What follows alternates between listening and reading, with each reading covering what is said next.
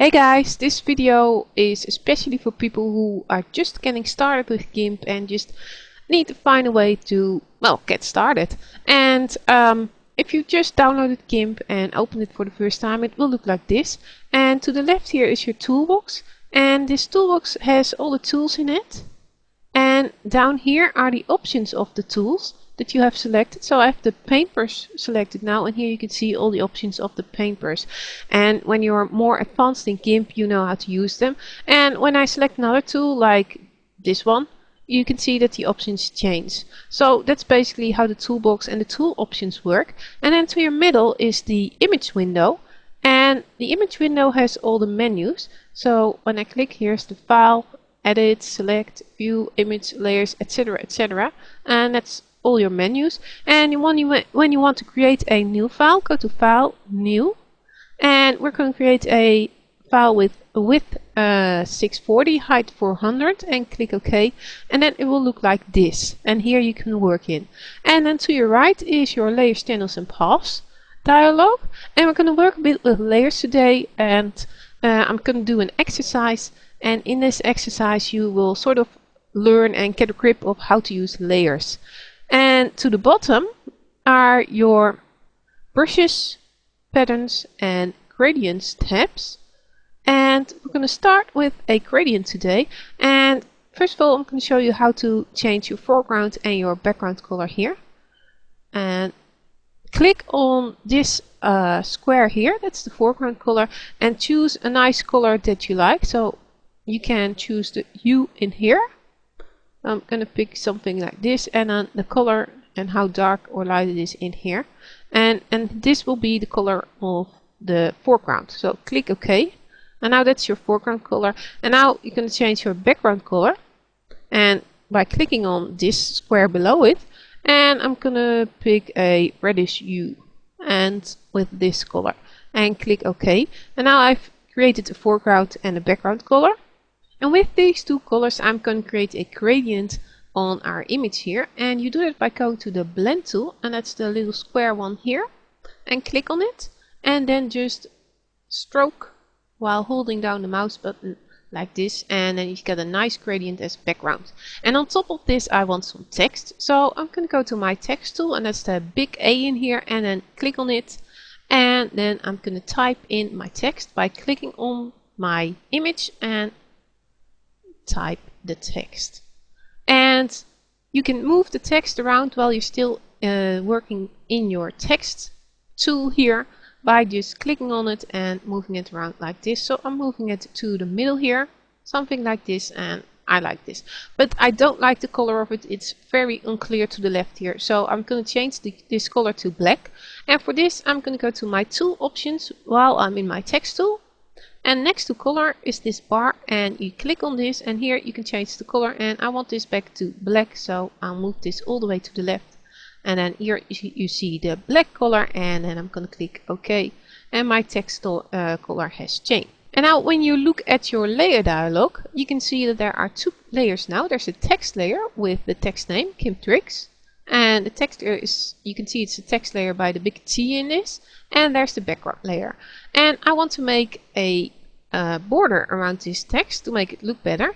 And for this I need to create a new layer, and creating a new layer is done by clicking on this icon here, and then you hover over it, it says create a new layer, and when you click on it, it does create a new layer. This will pop up here, and I'm going to call this text border. Just type it in and then click OK.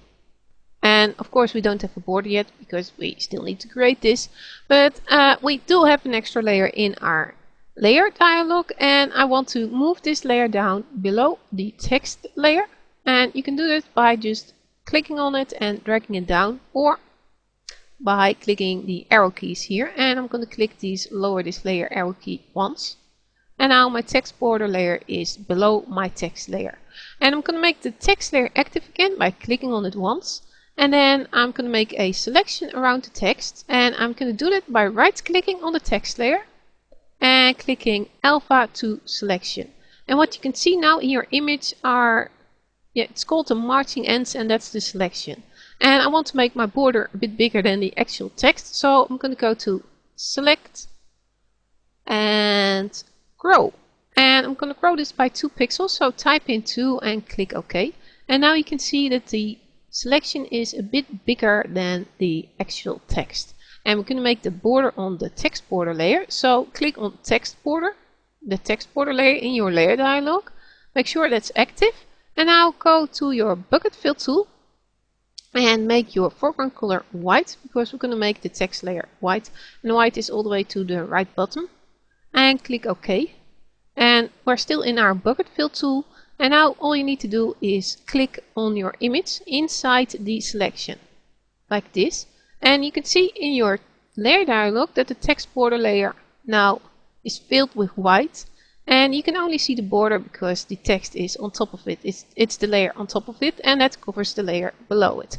So now we can go to select none, and we can see our result. And I want to add a nice drop shadow to my text with border. And for this I make sure that I on my text border layer, because I'm going to create a drop shadow from that layer. And then go to filters, light and shadow, drop shadow.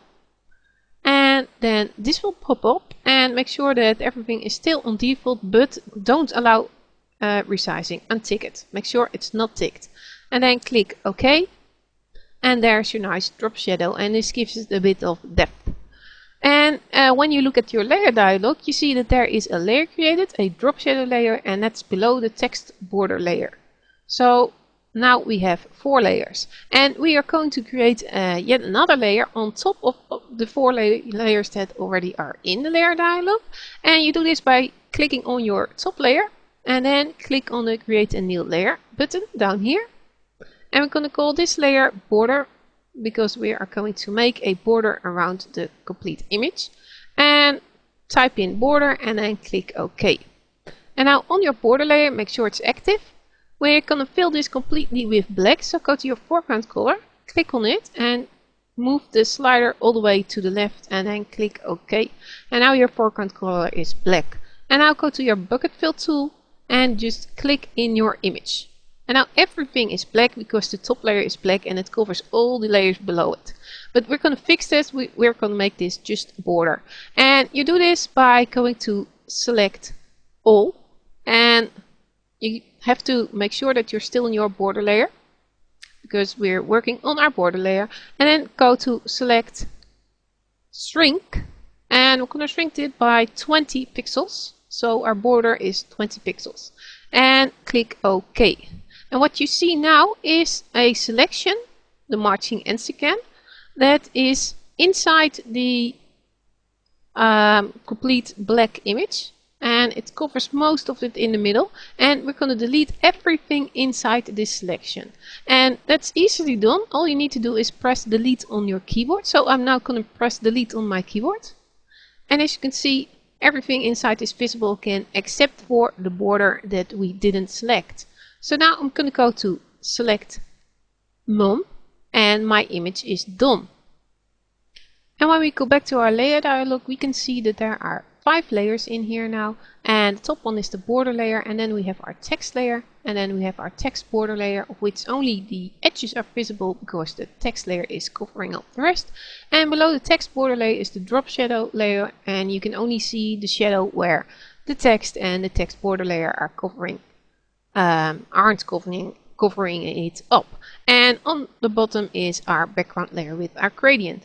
And this is how layers work. And to save it, you go to File, Save As, and first thing you want to do is save it as an XCF file, and this means that all the layers will still be intact in case you want to edit it later.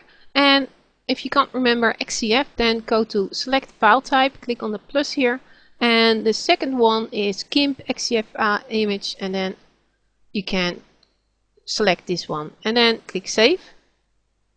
And then to use it, go to File, Save As, and this time save it as PNG.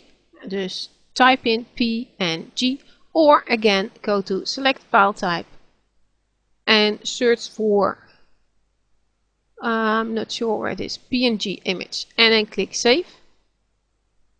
And sorry about that. And then this will be asked, merge layers, because you've got all these layers, and that's fine because you've just saved it as XCF file.